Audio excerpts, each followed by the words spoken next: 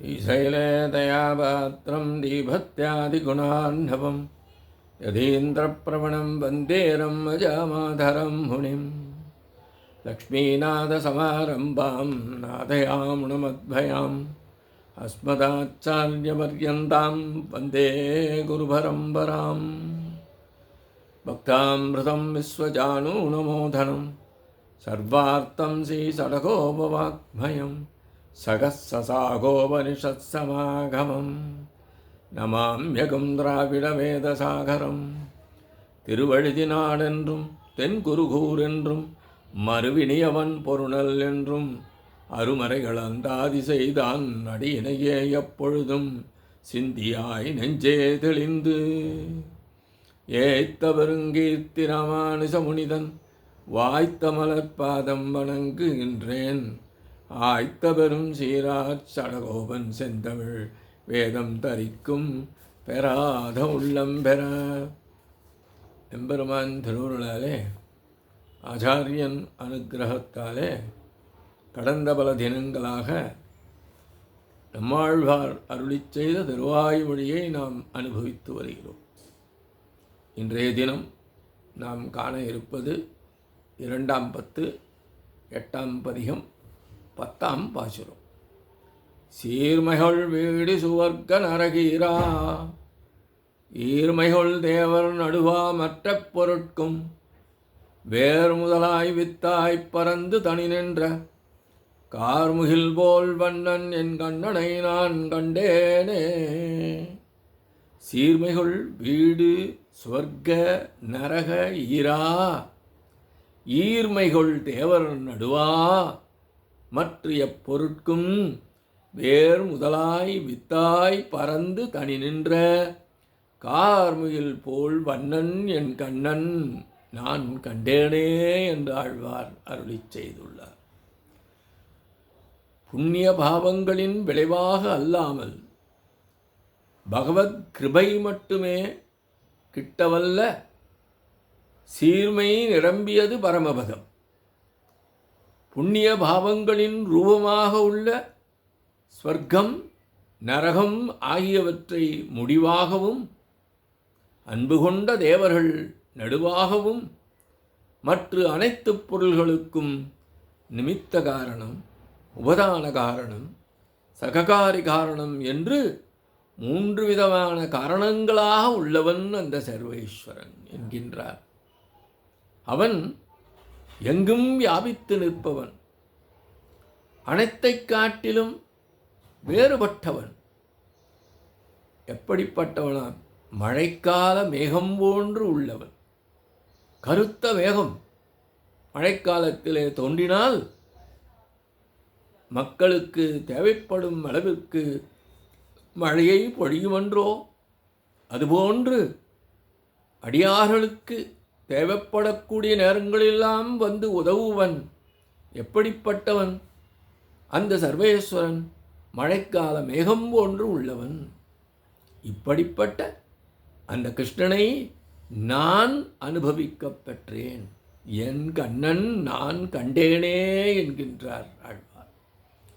நான் சம்சாரிகளுக்கு பலவிதமாக உபதேசம் செய்தும் அவர்கள் திருந்தவில்லை.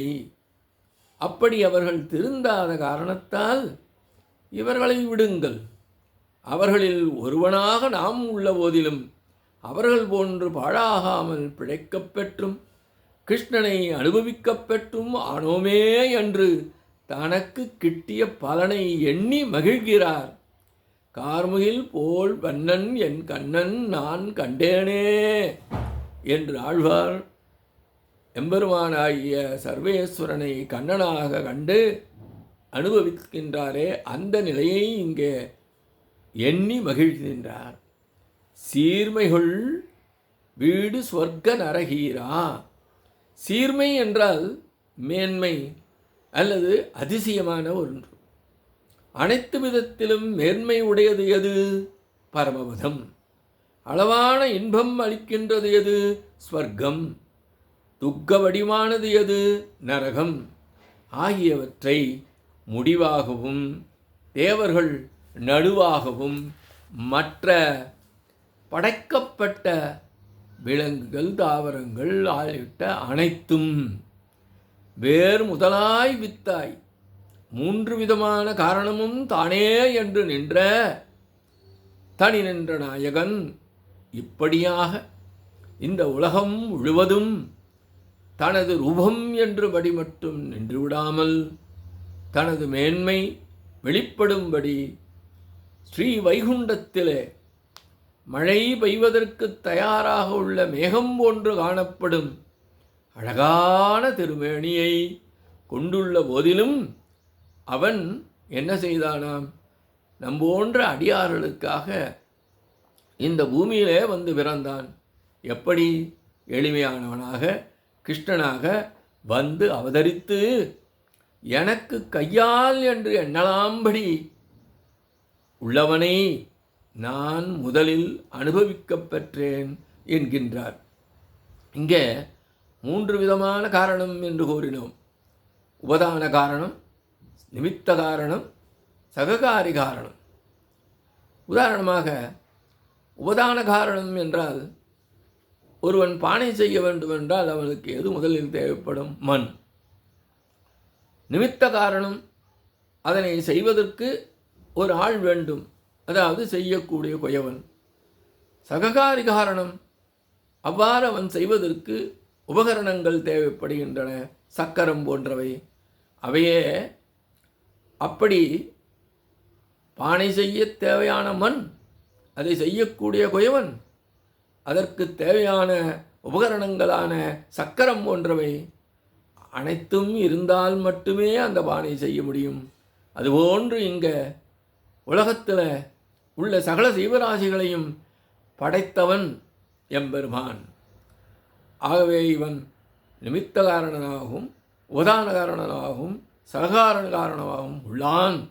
அப்படிப்பட்ட அந்த சர்வேஸ்வரனாகிய எம்பெருமானை இந்த உலகில் கண்ணனாக கண்டு கிருஷ்ணனாக கண்டு நான் அனுபவிக்கப் பெற்றேன் என்று கூறி நம்போன்ற சேதனர்களுக்கு இவனே சர்வேஸ்வரன், கண்ணனைத் தவிர வேறு எவரும் இல்லை என்று அறிவுறுத்துவதாக இப்பாசுர விளக்கம் அமைகின்றது. இத்தோடு இந்த விளக்கத்தை நிறைவு செய்கின்றோம். எம்பெருமான் திருவடிகளே சரணம். நம்மாழ்வார் திருவடிகளே சரணம். எம்பார் திருவடிகளே சரணம்.